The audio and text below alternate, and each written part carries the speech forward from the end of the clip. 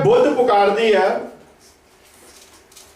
और क्या कह रही है, उस समय वो मुझे पुकारेंगे और मैं ना सुनूंगी। ये क्या वजह है कि वो उस समय मुझे पुकारेंगे पर मैं ना सुनूंगी? हर बात का परमेश्वर ने एक समय ठहराया है, एक वक्त ठहराया है, और ना वक्त से पहले और ना वक्त के बाद।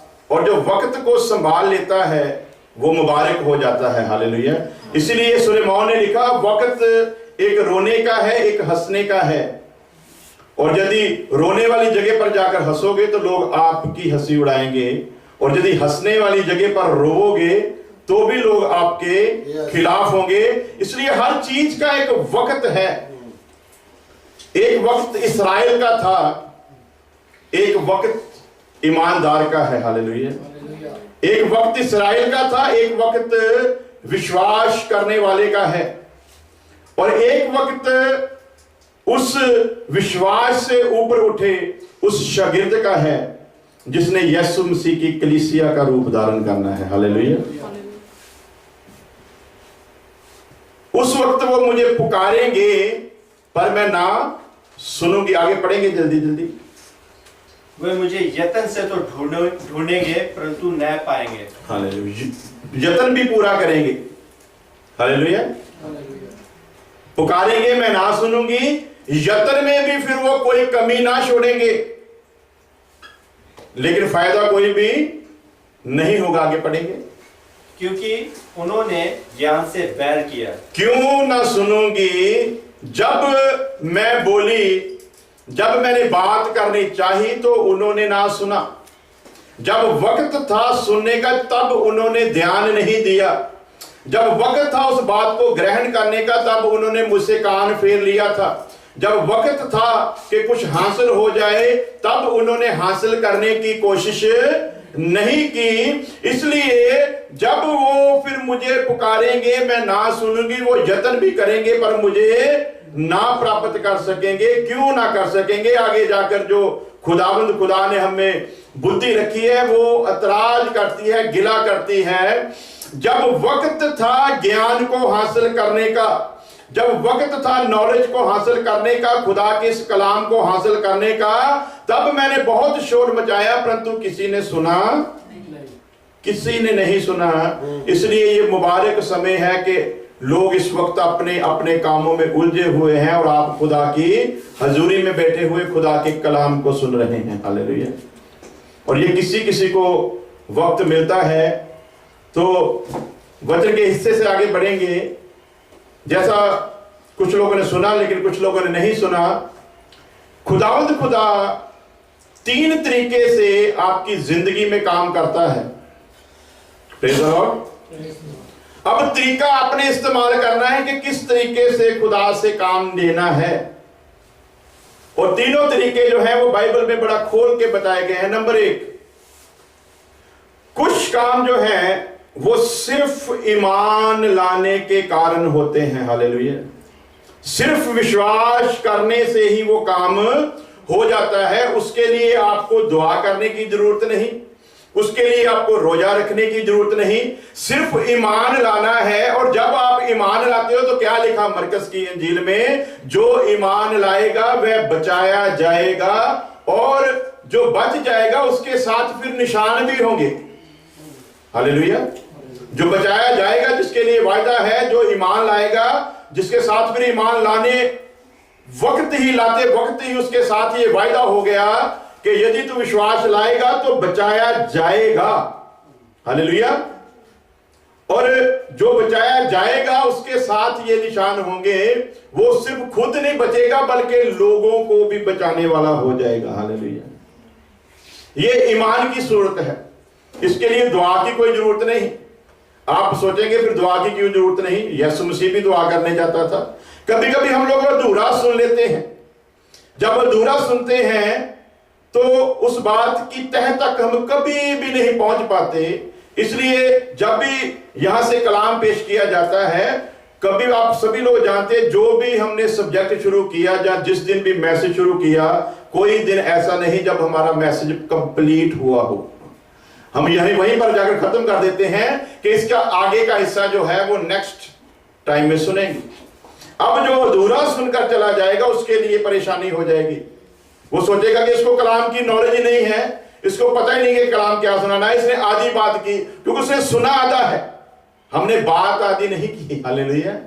सुना आधा जब जाता है तो तब उसका निर्णय जो है वो कभी भी पूरा नहीं हो पाता। ईमान के द्वारा बीमार चंगा होता है, दुआ की जरूरत नहीं है। हालेलुया। दो अंधे यीशु मसीह के पास आए। यीशु मसीह ने कहा, तुम क्या चाहते हो जो मैं तुम्हारे लिए करूं? उन्होंने कहा, हम क्या चाहते हैं कि हम देखने लगे।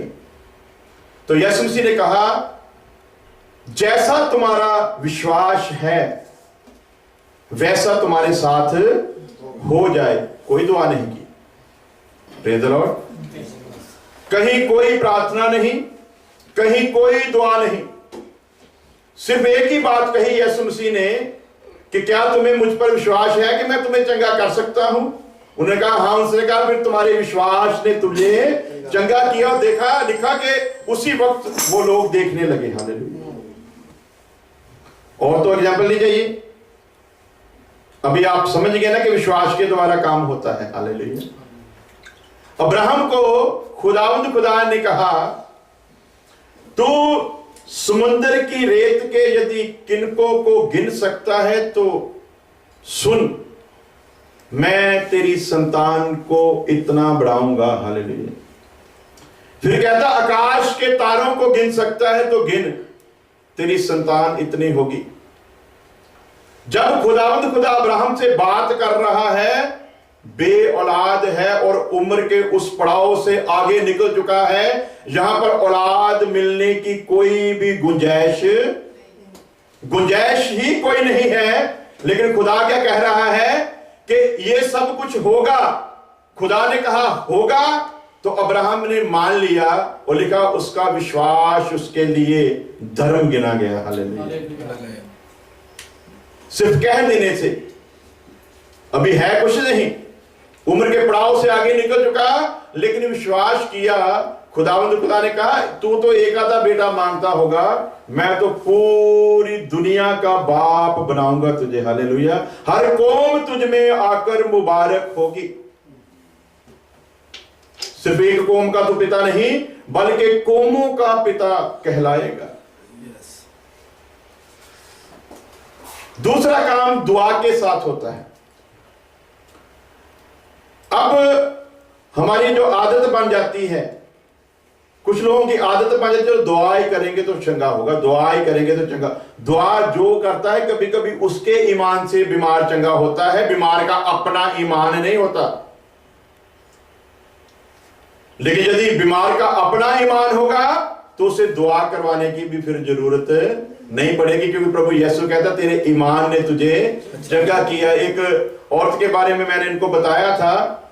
उस औरत के 4 बेटियां थी और उसके बाद उसके ससुराल वालों ने कह दिया था कि अब यदि तेरे बेटी पैदा हुई तो हम तुझे निकाल देंगे, तलाक दे देंगे, तुझे छोड़ देंगे।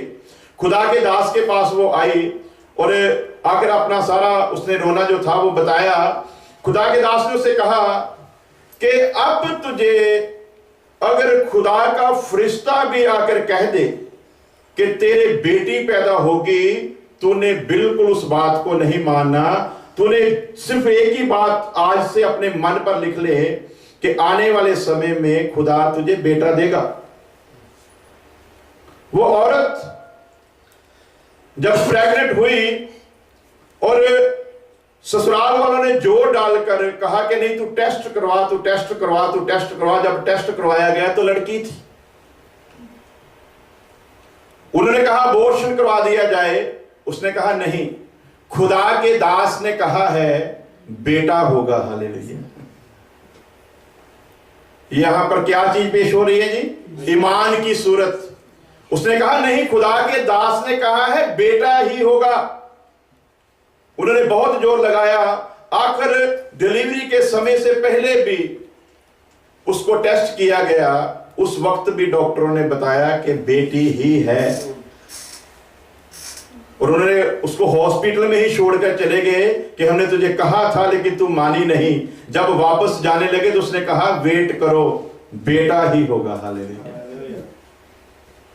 और जब उसने जन्म दिया तो बेटी नहीं बेटा था। हालेलुया। इसलिए खुदा के कलाम में लिखा, क्या कोई काम मेरे लिए कठिन है? कोई भी काम यहोवा परमेश्वर के लिए मुश्किल नहीं, बशर्ते कि आपके अंदर ईमान हो। अब ईमान से आगे चलते हैं तो लोगों की जो आदत बन गई है कि जितनी देर तक खुदा का दास दुआ नहीं करेगा, दुआ अगर मैं यहां से भी करूं तो भी आपको यकीन नहीं आएगा जितनी देर तक आपके सिर पर हाथ नहीं रखूंगा। कहते घुट के दुआ करो फिर पता लगू भी कोई काम बनया है। उतनी देर तक विश्वास के द्वारा ही काम हो जाएगा, दुआ की जरूरत नहीं पड़ेगी। फिर दुआ की हद तक आ जाते हैं तो दुआ से भी बीमार चंगे होते हैं। हालेलुया। लेकिन सबसे खूबसूरत जो बात यह है, इनमें जो खूबसूरत बात है, दोनों बातें बदसूरत नहीं है, एक गुड है, एक बेटर है, एक बेस्ट है। बेस्ट क्या है? लिखा, वो अपना कलाम बेचकर लोगों को चंगा करता और आने वाली तबाही से बचाता है। हालेलुया। कितनी बातें होगी जी? ईमान के द्वारा भी, दुआ के द्वारा भी और कलाम के द्वारा भी। हालेलुया। और मेरी आंखों ने देखा है कि जब जब ये कलाम पेश किया गया किसी बीमार के लिए, ना तो उसे ये कहा कि तू ईमान ला, क्योंकि ईमान तो लाना है, लिखा है कि विश्वास सुनने से पैदा होता और सुनना मसीह के कलाम से। हालेलुया। वो तो विश्वास का तो सूरत आगे बढ़ेगी ना, जब आप सुनोगे तो सुनते सुनते ही लोग चंगे हो जाते हैं। हालेलुया। अब आप कहोगे रेफरेंस दो। खुदा ने हिजकिय्याह को कहा, जा मौत की वादी में जा। वो चला गया, वहां पर देख रहा है कि हड्डियां ही हड्डियां पड़ी हुई हैं मरे हुए लोगों की, बेशुमार हड्डियां, अनगिनत हड्डियां। और खुदा की तरफ देख रहा है। खुदा ने कहा, अब तो इन हड्डियों को बोल, यहोवा परमेश्वर यूं फरमाता है कि तुम सब आपस में इकट्ठियां होनी शुरू हो जाओ। हालेलुया। कलाम बोला जा रहा है और हलचल हो रही है। कलाम कहा जा रहा है और काम हो रहा है। जब मक्खू जीरा की तरफ हम लोग कन्वेंशन करने गए तो मेरे साथ एक खुदा का दास था, पास्टर संजीव सैमुअल। खुदा ने बड़ी आशीष इस पर नबूवतें करते हैं, पूरी होती हैं, बीमार चंगे होते हैं। और वहां पर मैंने देखा कि लोग कलाम के द्वारा भी चंगे हुए, दुआ के द्वारा भी चंगे हुए और ईमान लाने के द्वारा भी चंगे हुए। हालेलुया। अब यहां से उठकर एक और बड़ी बात की तरफ चलते हैं। मसीह यीशु ने कहा, यदि तुम्हें विश्वास नहीं तो मुझे परख कर देख लो। हालेलुया। अब यीशु से कहता है, जो विश्वास लाएगा वो बचाया जाएगा। हालेलुया। तो परखने वाला जो है वो कौन है? भला जो परमेश्वर को परखेगा वो विश्वासी है या अविश्वासी है? तो आप कौन सी गिनती में रहना चाहते हैं? यदि तुझे विश्वास नहीं तो मुझे परख के देखो। आप यदि परखने के चक्कर में पड़ोगे तो विश्वासी नहीं, तो क्या लिखा है? जो विश्वास लाएगा वो बचाया जाएगा। अब परख कर तुम चंगियाई तो प्राप्त कर लोगे, लेकिन परखने वाले हो। Praise the Lord. वो काला सा पत्थर होता है जिसके ऊपर सोने को रगड़ा जाता है और फिर वो बताता है कि ये सोना है कि नहीं और कितनी क्वांटिटी है इसमें, ये 22 कैरेट का है, 24 कैरेट का है, 20 कैरेट का, वो सारा कुछ बता देता है। तो उस काले पत्थर को किसी ने कहा, तू बड़ा मुबारक है, तू इतना मुबारक है कि सोने की कीमत तेरे बिना कुछ भी नहीं। यदि तू ना हो तो पीतल और सोना एक समान ही है, कोई समझ नहीं सकता कि सोना क्या है, इसलिए तू सोने से भी मुबारक है। तो वो काले पत्थर को वैसे भी काला ही होता है, और दिल भी काला ही हो गया, सोच भी काली होगी, उसको घमंड हो गया, अहंकार हो गया, मेरे बिना सोने की पहचान नहीं हो सकती, मैं ना हूं तो सोने का कुछ भी वजूद नहीं है। तो किसी ने फिर उसका वहम निकाला, सारी उम्र तो सोने को परखता रहा, पर आप पत्थर का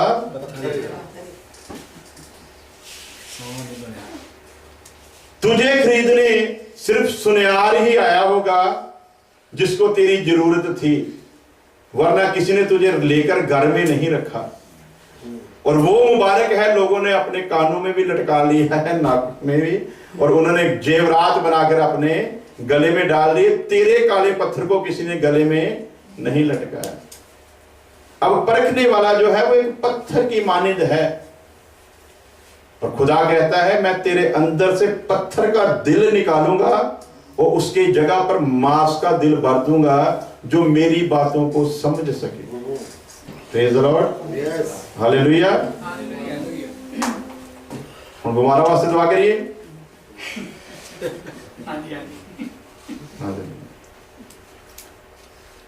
कलाम द्वारा चंगा होगा, ईमान द्वारा चंगा होगा, दुआ के द्वारा चंगा होगा। हालेलुया। अभी फैसला आप लोगों ने करना है, ईमान के द्वारा चंगा होना है, दुआ के द्वारा चंगा होना है। जहां आज जो कलाम सुनाया जाएगा, यदि उसे ध्यान से सुन लोगे तो हलचल मच जाएगी मौत की वादी में। हालेलुया।